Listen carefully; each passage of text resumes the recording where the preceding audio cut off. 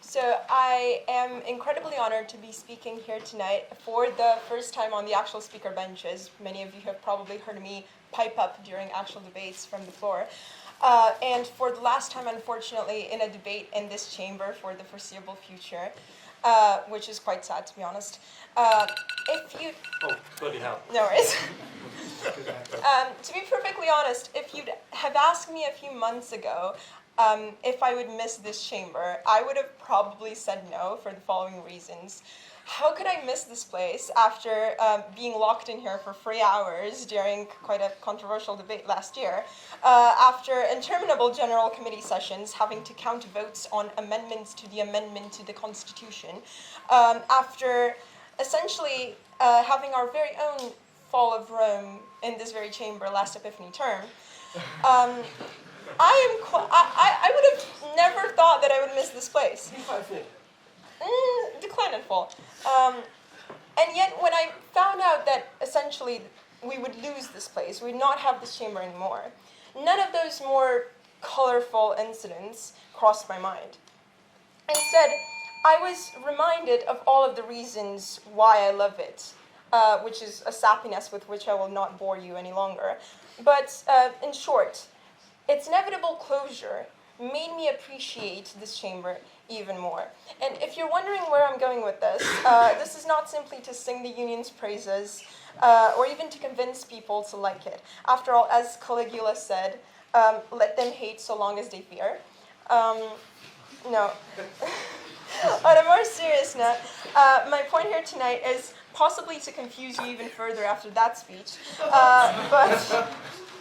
But my point here tonight is that even though I quite agree with my colleague on the opposition that arguably Rome did not fall in the sense that Constantinople was still there, I think that if you look at it from like the more purist perspective of the fall of the Roman Empire happened sometime during the 5th century, I think that that fall actually makes us, or would make us, like Rome even more.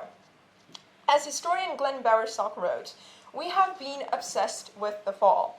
It has been valued as an archetype for every perceived decline, and hence as a symbol for our own fears. Indeed, humans are very strange creatures in this regard, because as much as we dread finality, as much as we fear a fall, a decline, an end, this subject is at the very heart of our intellectual and our cultural pursuits. From falling asleep to happy endings in fairy tales as children, to endlessly wondering and debating about what happens after death as adults. It is undeniable that the end is by far the part of the narrative that we as a species are most concerned with. Be that as it may, you might be asking why it had to be this specific ending instead of a happier or at least a more exciting one, right? Because when you look at the fall of Rome, one would think of a fizzle rather than a bang. Gibbon named his work Decline and Fall for a reason, because the Roman Empire, if you were to take that specific moment as a fall, it didn't fall to a more impressive adversary in an epic last stand. Instead, it slowly decayed from the inside out, a byproduct of weak emperors, corrupt officials, and a military which was trying, well, and failing, to hold up what once was the greatest empire on earth, like faltering pallbearers, driving it to its own funeral. Now, before I'm descended upon, like Caesar in the Senate, for daring to say such a thing about Rome, this is no way to minimize the exceptional accomplishments of the empire. Quite the opposite.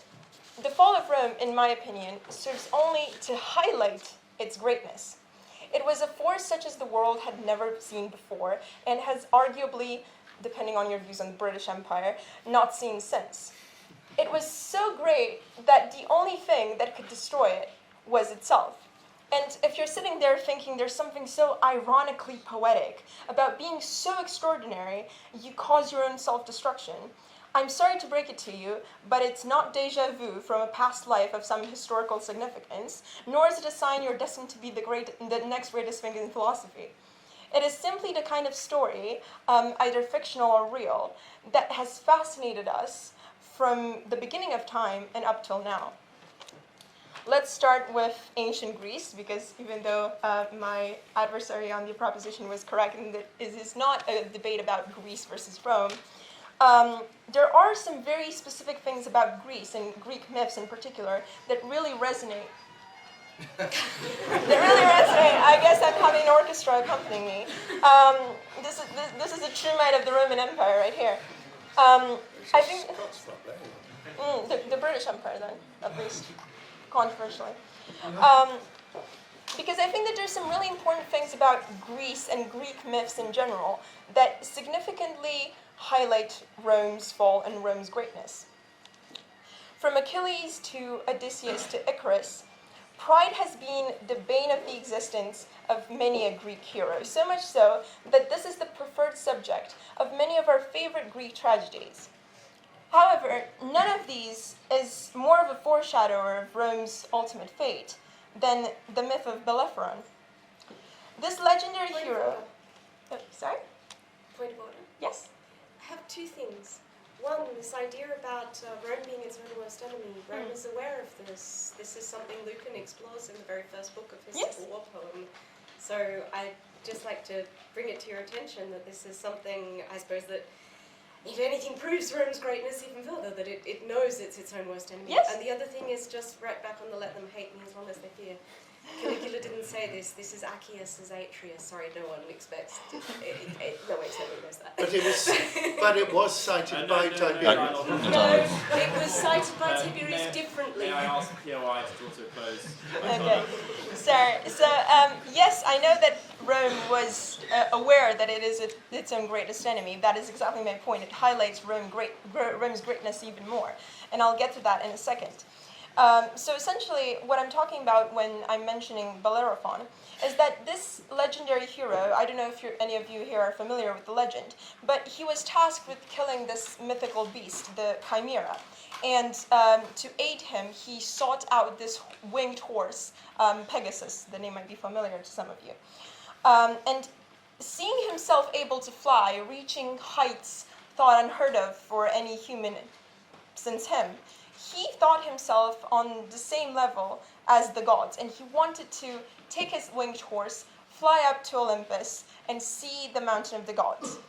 Surprisingly, the gods took offense at that, and they sent, of all things, a fly that stung Pegasus, which then spooked and threw Bellerophon off, sending him plummeting to the ground. He was then, very similar to Rome, left crippled, destined to spend the remainder of his days seeking in vain for Pegasus for his lost glory days. Just like him, the Roman Empire reached heights never imagined, but in doing so, became too sure of its own strength. It fostered corruption and overexpansion, which in turn caused massive political instability and unsustainable overspending, especially in the military. This chain of events, similar to the one that led to Bellerophon's fall, ended with Rome being left not dead, but instead crippled, a mere shadow of its former self, which would spend the rest of its days searching for its former glory. But fortunately for Rome, this is exactly the type of story that draws us as people in. It is not exclusive to Greek myths.